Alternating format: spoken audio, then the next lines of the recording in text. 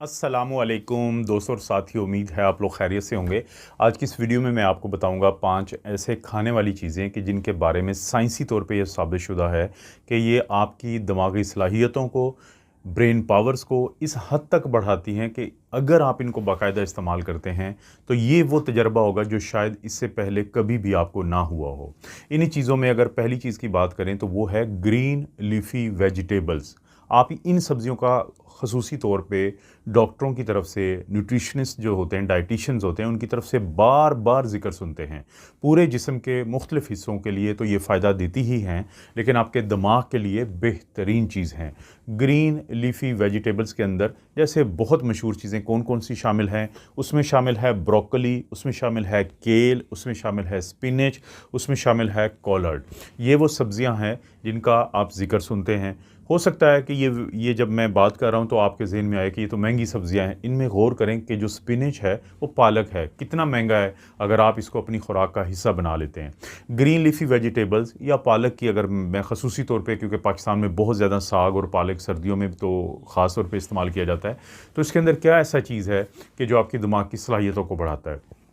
इनके अंदर विटामिन के है, इनके अंदर ल्यूटीन है, इनके अंदर फोलेट है और इनके अंदर बीटा कैरोटीन है।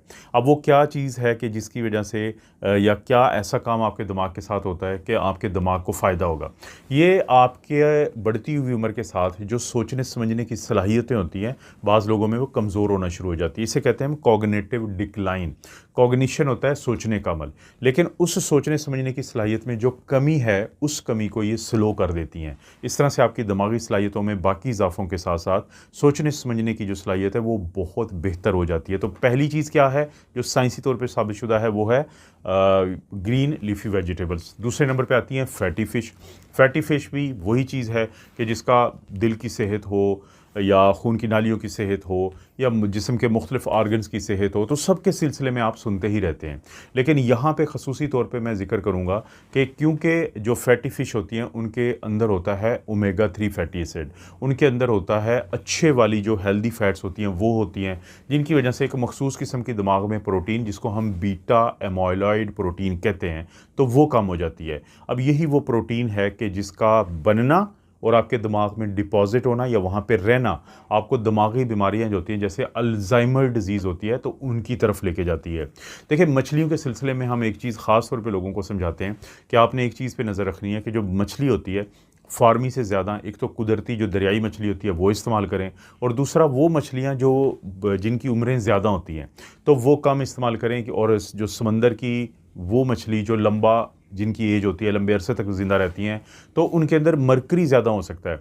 वो मछली जो दूसरी मछलियों को ज़्यादा खाए, शिकारी मछली, और वो मछली जो ज़्यादा अरसा ज़िंदा रहे, तो उनके अंदर जो हैवी मेटल्स हैं, ख़ास तौर पे मरकरी ज़्यादा होती है, तो वो नुकसान दे सकती हैं। तो वरना इसके अलावा जो फैटी फ़िश में आप देखते हैं, सामन मछली है, कॉड है, ट्यूना, कॉड टूना जिसको कहते हैं, और पोलॉक है, तो ये इस्तेमाल करनी चाहिए।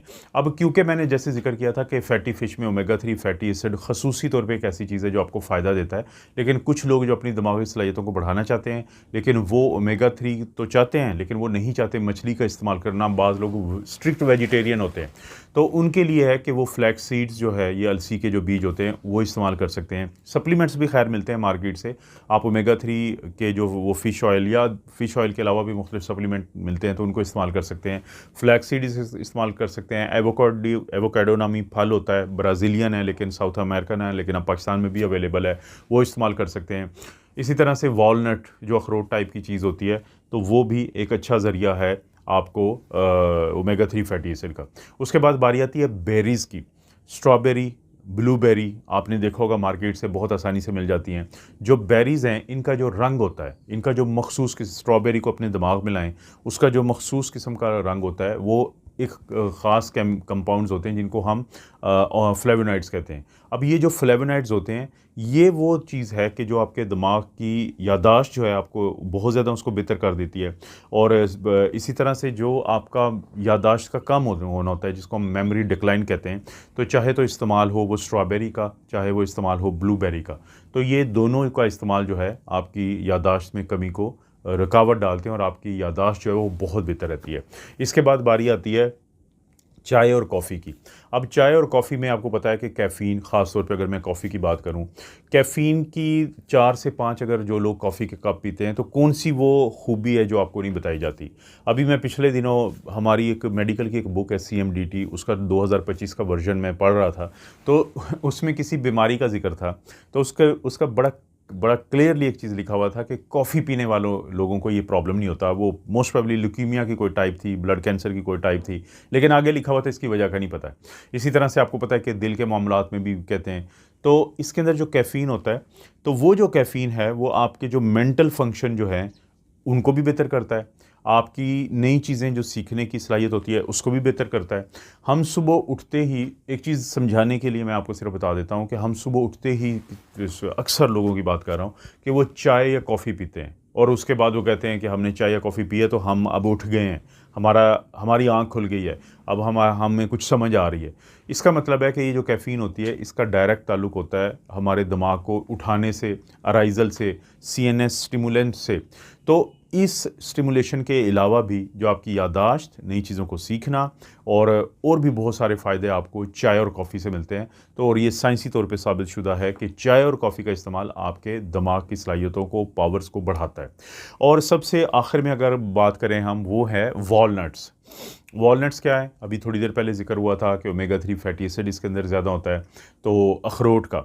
अब जो अखरोट होता है इसके अंदर एक ख़ास किस्म का जो ओमेगा 3 फैटी एसिड के साथ जो होता है अल्फ़ा लिनोलिनिक एसिड यानी ALA।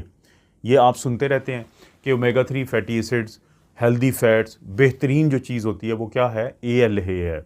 और ALA के अलावा भी ये देखें, इसके अंदर प्रोटीन है, इसके अंदर हेल्दी फैट है, इसके अंदर वो तमाम चीज़ें हैं जो ना सिर्फ ये कि आपके कॉग्निटिव एबिलिटीज़, सोचने समझने की सलाहियतों को बेहतर करते हैं, बल्कि आपकी ब्लड प्रेशर के लिए ये बेहतर चीज़ है, आपके खून की नालियों के लिए एक बेहतर चीज़ है। बहुत सारे लोग तो एक मुआवजना करते हैं आपके दिमाग के साथ इस तरह से कि अगर आप जायज़ा लें, आप अखरोट को तोड़ते हैं तो उसके अंदर से जो आपको गिरी मिलती है अखरोट की, उसकी शक्ल जो है कहा जाता है कि दिमाग से मिलती है। और ये कुदरती तौर पे अल्लाह की तरफ से, कुदरत की तरफ से आपको एक इंडिकेशन है कि इसकी शक्ल उससे मिलती है, तो आप उसको अगर इस्तेमाल करेंगे तो आपको दिमागी तौर पे फ़ायदा होगा। ये अगरचे साइंस ज़ाहिर है इस तरह की चीज़ों पे इस तरह से बिलीव नहीं करती है कि वो आपको शक्ल देख के कहे कि आप फ़लाँ चीज़ खाएँ, लेकिन ये हमेशा से हमारे जो बुज़ुर्ग थे वो हमें बादाम अखरोट क्यों खिलाते थे? बादाम का तो चले इसलिए कि जो नट्स होते हैं जब आपको खिलाए जाते हैं तो वाक़ई आपकी दिमागी सलाहियतें बेहतर होती हैं। लेकिन जो अखरोट का ख़ास तौर पे इसी शक्ल की वजह से बुज़ुर्ग खिलाते थे कि बच्चों को खिलाएँ ताकि ये बहुत ज़्यादा अच्छी पढ़ाई करेंगे, इनकी दिमागी सलाहियतें बेहतर होंगी। और ये उस वक़्त की बात है जब फॉर्मल एजुकेशन का बहुत ज़्यादा रवाज नहीं था, लेकिन लोग फिर भी चाहते थे कि उनके बच्चे जो हैं वो दिमागी तौर पे कमज़ोर ना रहें, तो वो बादाम अखरोट देते हुए अखरोटों को ख़ुसूसी तवज्जो देते थे कि ये खिलाएँ ताकि इससे बच्चों की दिमागी सलाहियत बेहतर हो।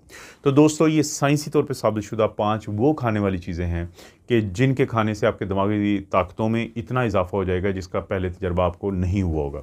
इस तरह की वीडियोज़ मैं बनाता रहता हूँ। वीडियो को लाइक करें, चैनल को सब्सक्राइब करें। कोई भी वीडियो अच्छी लगती है तो दोस्तों, रिश्तेदारों से शेयर करने के लिए नीचे ऑप्शंस को ज़रूर इस्तेमाल करें। आप अपना और अपनी फैमिली का ख्याल रखें। अल्लाह ताला आपको और आपकी फैमिली को हर किस्म की बुराई, बीमारी और आजमाइश से महफूज रखें।